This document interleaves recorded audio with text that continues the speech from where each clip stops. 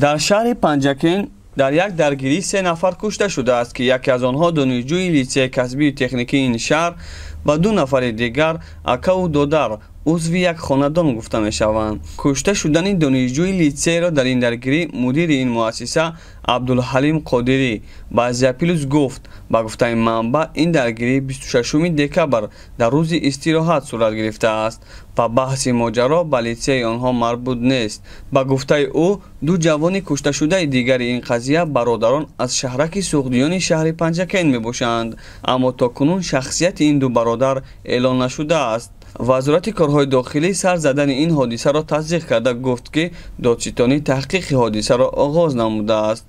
سامانه یورتیجی می نویسد که به گفته یک منبع نزدیک به تحقیق حادثه این قضیه بر سر یک وسیله نیرودهنده تلفن ضریت مونک میان عنایت الله یورو و 2 برادر صورت گرفته است، اما این منبع از دادن جزئیات دیگر حادثه خودداری کرد.